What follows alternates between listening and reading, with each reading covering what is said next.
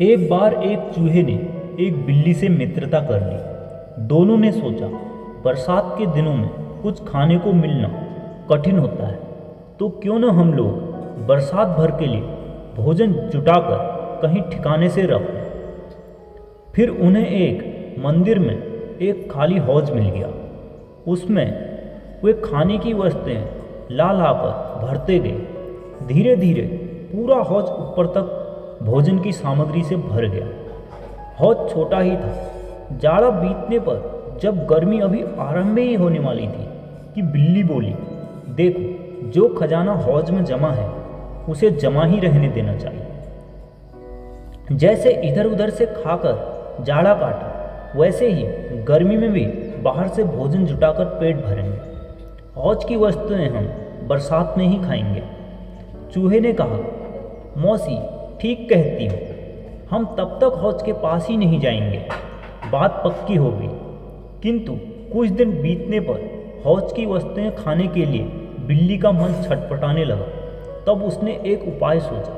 उसने चूहे से कहा, बेटा, मुझे एक गांव में कुछ काम है, वहाँ हो आती हूँ। वहाँ मेरी सहेली एक बिल्ली ने बुलाया है। शाम को गई, वह कई दिनों बाद लौटी तो चूहे ने पूछा, जहाँ तुम गई थी उस स्थान को क्या कहते हैं? शायद कभी मैं भी उधर जाऊं।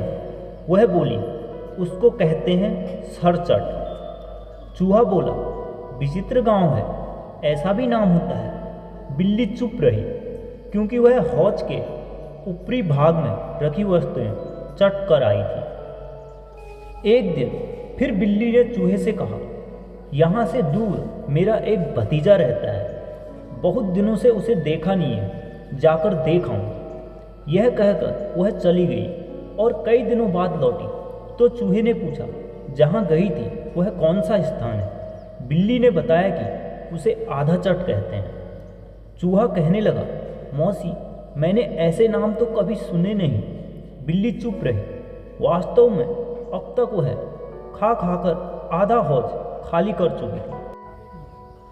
कुछ दिनों बाद उसने एक बार फिर कहा, बेटा, तुम परेशान न होना, होशियारी से रहना। मैं अपनी एक बेटी के यहाँ जाती हूँ, देखूँ वह सुख में है या दुख में। यह कहकर वह फिर चली गई और कई दिनों बाद लौटी तो चूहे ने वही प्रश्न किया कि इस बार कौन से नगर को गई थी?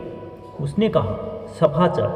चूहा चकित कि ऐसा भी कोई नगर है। फिर गर्मी का मौसम जब बीत गया तो दोनों उसी मंदिर के हौज के पास पहुँचे तो चूहे ने देखा कि पूरा हौज खाली है। सफाचर। तब वह समझ गया कि बिल्ली के बताए तीनों नामों का क्या रहस्य था। उसने कहा भी, मौसी, तुमने मुझे धोखा दिया।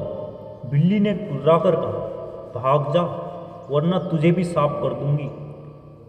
दोस्तों, चूहे और बिल्ली की मित्रता का यही परिणाम होता है।